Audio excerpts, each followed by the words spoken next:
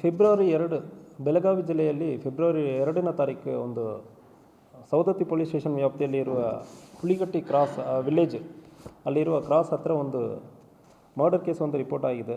ಈ ಮರ್ಡರ್ ಕೇಸಲ್ಲಿ ವಿಕ್ಟಿಮ್ ಆಗಿರೋರು, ಜೀವಹಾನಿಯಾಗಿರೋರು ಬಸವರಾಜ್ ಪರಪ್ಪ. ಇವರಿಗೊಂದು 49 ವರ್ಷ. ಇವರನ್ನು ಅಕ್ಯೂಸ್ಡಾದ ಈರಯ್ಯ ಸಂಗಯ್ಯ ಮಠಪತಿ ಎಂಬುವರು ಕೊಲೆ ಮಾಡಿದ್ದಾರೆ. ಈ ಈರಯ್ಯ ಸಂಗಯ್ಯ ಮಠಪತಿ ಅವರ ತಾಯಿಗೂ ಮತ್ತು ಇವರಿಗೂ ಸ್ವಲ್ಪ ಅಕ್ರಮ ಸಂಬಂಧ ಇರುವುದು ಕಂಡುಬಂದಿದೆ. ಬಸವರಾಜಕ್ಕೂ ಈರಯ್ಯ ಸಂಗಯ್ಯ ಅವರ ತಾಯಿಗೂ ಸುಮಾರು 15 ವರ್ಷಕ್ಕೆ ಹಿಂದೆ ಇವರು ಊರಿನಿಂದ ಕರ್ಕೊಂಡು ಹೋಗಿ ಸ್ವಲ್ಪ ಮಹಾರಾಷ್ಟ್ರದಲ್ಲಿ ಇರುವ ಸಂದರ್ಭದಲ್ಲಿ ಅವರ ತಾಯಿಯನ್ನು ಮತ್ತೆ ಬಿಟ್ಟು ಕಳಿಸಿದ್ದಾರೆ. ಈ ವ್ಯಕ್ತಿ ಬಸವರಾಜ್ ವ್ಯಕ್ತಿ ಬಿಸಿಡೋಣಿ ಗ್ರಾಮದ ವ್ಯಕ್ತಿ. 15 ವರ್ಷ ಹಿಂದುಗಡೆ ಸಂಬಂಧ ಇತ್ತು ಮತ್ತು ಈರಯ್ಯ ಅವರ ತಾಯಿಯನ್ನು ಕರ್ಕೊಂಡು ಹೋಗಿರೋ ದ್ವೇಷ ಇತ್ತು. ಸೊ ಅದಾದಮೇಲೆ ಇತ್ತೀಚೆಗೆ ಈ ಬಸವರಾಜ್ ಬಿಸಿರೋಣಿ ಗ್ರಾಮದಲ್ಲಿ ಮನೆ ಕಟ್ಟುವುದಕ್ಕೆ ಬರೋ ಸಂದರ್ಭದಲ್ಲಿ ಅವಾಗ ಸಣ್ಣಪುಟ್ಟ ಇಶ್ಯೂಸ್ ಆಗ್ತಾಯಿತ್ತು.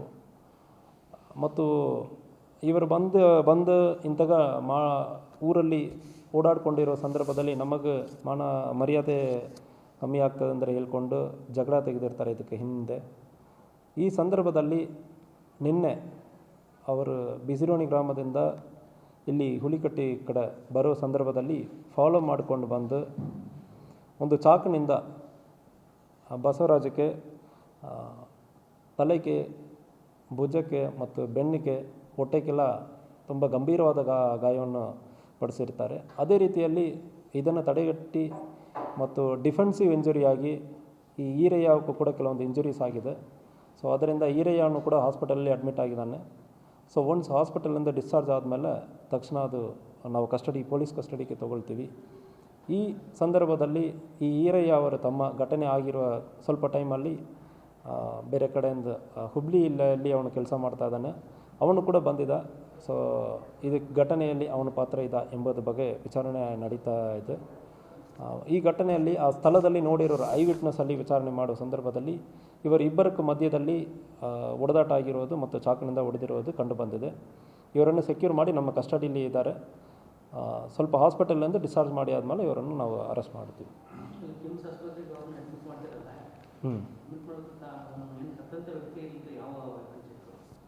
ಸೊ ಅವನ ಕಡೆ ಒಂದು ಡ್ಯಾಗರ್ ಅಂದರೆ ಒಂದು ದೊಡ್ಡ ಇದು ಚಾಕು ಥರ ದೊಡ್ಡದು ಪ್ಲ್ಯಾನ್ ಮಾಡಿಕೊಂಡು ಬಂದಿರುವಾಗಲೇ ಅದು ಅವನ ಕೈಯಲ್ಲಿ ಇರೋದು ಕಂಡು ಬಂದಿರ್ತದೆ. ಸೊ ಯಾವಾಗ ಎಲ್ಲಿಂದ ತೊಗೊಂಡು ಬಂದಿದ್ದಾನೆ, ಇದು ಪ್ಲ್ಯಾನ್ ಯಾವಾಗಲಿಂದ ಮಾಡಿದ್ದಾನೆ, ಇದು ಬಗ್ಗೆ ಕೂಡ ವಿಚಾರಣೆ ನಡೀತಾ ಇದೆ. ಇಲ್ಲ, ಡಿಫೆನ್ಸಿವ್ ಇಂಜರಿ ಇವನ ಕೈಯಲ್ಲಿ ಇರೋದು ತೊಗೊಂಡು ಹೊಡೆದಿರೋದು ಕಂಡು ಬಂದಿದೆ. ಸೊ ಒಂದು ವೇಳೆ ಇವನ ಕಡೆ ಯಾವುದೋ ಚಾಕಿದೆ ಅಂದರೆ ಅದು ಕೂಡ ಚೆಕ್ ಮಾಡ್ತೀವಿ. ಸೊ ಪ್ರೈಮ ಫೆಸಿ ಅವನಿಗೆ ಕೈಗಾಗದಂದರೆ ಡಿಫೆನ್ಸಿವ್ ಇಂಜರಿ ಅಂದರೆ ನಮ್ಮ ಒಬ್ಬರು ಹೊಡೆಯೋಕ್ಕೆ ಬರೋ ಸಂದರ್ಭದಲ್ಲಿ ಕೈ ತೋರಿಸ್ತೀವಿ ಅಂದರೆ ಇಲ್ಲಿ ಗಾಯ ಆಗುತ್ತದೆ. ಇಂತಹ ಗಾಯ ಈ ವ್ಯಕ್ತಿಗೆ, ಬಸವರಾಜ ವ್ಯಕ್ತಿಗೆ ಕೂಡ ಆಗಿದೆ. ಕೈಯಲ್ಲಿ ಮತ್ತು ಬೆನ್ನಲ್ಲಿ ಆಗಿದೆ ಮತ್ತು ತಡೆ ಮಾಡಿ ಮತ್ತು ಅವನು ಹೊಡೆಯೋಕ್ಕೆ ಹೋಗುವಾಗ ಅವನಿಗೆ ಗಾಯ ಆಗಿದೆ.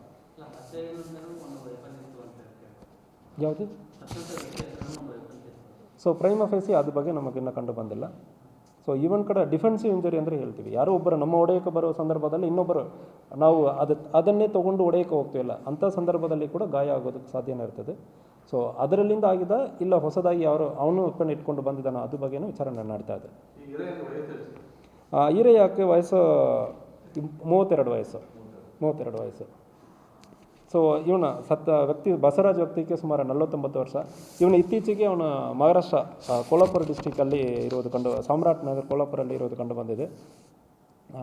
ಇತ್ತೀಚೆಗೆ ಅಲ್ಲಿಂದ ಬಂದು ಸ್ವಂತ ಊರಲ್ಲಿ ಮನೆ ಕಟ್ಟಕ್ಕೆ ಬರುವ ಸಂದರ್ಭದಲ್ಲಿ ಅಲ್ಲಿ ಆಲ್ರೆಡಿ ಸ್ವಂತ ಊರಲ್ಲಿ ಈರಯ್ಯ ಅವನ ತಾಯಿಯನ್ನು ಕರ್ಕೊಂಡು ಹೋಗಿರೋ ಆ ದ್ವೇಷ ಇರೋದ್ರಿಂದ ಈ ಘಟನೆ ಆಗಿದೆ.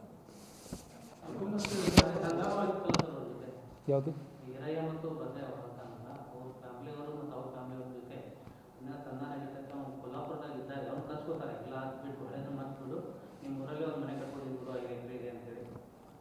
ಸೊ ಫಸ್ಟ್ ಘಟನೆ ಈ ಮರ್ಡರ್ ಕೇಸಲ್ಲಿ ಫಸ್ಟ್ ಘಟನೆ 15 ವರ್ಷಕ್ಕೆ ಹಿಂದೆ ಇವರೆಲ್ಲ ಒಂದೇ ಊರಲ್ಲಿ ಇದ್ದವರು. ಈರಯ್ಯ, ಬಸವರಾಜ್, ಈರಯ್ಯ ಅವರ ತಾಯಿ ಶಿವವ್ವ ಅಂದರೆ ಹೆಸರು, ಸ್ವರ್ಣ ಅಂದರೆ ಕರೀತಾರೆ. ಸ್ವಲ್ಪ ಆವಾಗ ಒಂದು ಪರಿಚಯ ಆಗಿ ಅವರ ಜೊತೆಗೆ ಈರಯ್ಯ ಅವನ ತಾಯಿಯನ್ನು ಮಹಾರಾಷ್ಟ್ರ ಕೋಲಾಪುರ ಕಡೆ ಕರ್ಕೊಂಡೋಗಿ ಸ್ವಲ್ಪ ವಾಸ ಮಾಡಿ ಆದಮೇಲೆ ಬಿಟ್ಟಿದೆ ಇರೋದು ಕಂಡು ಬಂದಿರ್ತದೆ. ಅದಾದಮೇಲೆ ಇವರು ಬಂದು ಇಲ್ಲಿ ಹುಬ್ಳಿಯೆಲ್ಲ ವಾಸ ಇರ್ತಾರೆ. ಈ ಸಂದರ್ಭದಲ್ಲಿ ಇತ್ತೀಚೆಗೆ ಸಂಧಾನನೂ ಆಗಿರೋದಾಗಿ ಹೇಳ್ತಾ ಇದ್ದಾರೆ. ಬಟ್ ಆದರೆ ಆ ಸಂಧಾನದಲ್ಲಿ ಇವನು ಮತ್ತೆ ಊರಕ್ಕೆ ಬಂದು ಮತ್ತೆ ಇವನಿಗೆ ತೋರಿಸೋದು ಇವರ ಮಗನಕ್ಕೆ ಸ್ವಲ್ಪ ಈರಯ್ಯಕ್ಕೆ ಅಸಮಾಧಾನ ಆಯಿತು. ಸೊ ನಮ್ಮ ತಾಯಿಗಿಂತ ಮೋಸ ಆಗಿದೆ, ಇವನು ಊರಿಗೆ ಬರುವಾಗ ಉಳಿದವರು ನಮ್ಮನ್ನು ಒಂದು ಅವಮಾನವಾಗ್ತಾ ಇದೆ ಅಂದರೆ ಆ ನೆಪದಲ್ಲಿ ಈ ಘಟನೆ ಆಗಿದೆ. ಈರಯ್ಯಕ್ಕೆ ತಂದೆನೂ ಇದ್ದಾರೆ. ಈರಯ್ಯಕ್ಕೆ ತಂದೆ ತಾಯಿ ಇಬ್ಬರು ಇದ್ದಾರೆ. ತಂದೆ ಈರಯ್ಯ ಜೊತೆ ಇದ್ದಾನೆ, ತಾಯಿ ಈರಯ್ಯ ತಮ್ಮನ ಜೊತೆ ಇದ್ದಾರೆ ಹುಬ್ಳಿಯಲ್ಲಿ.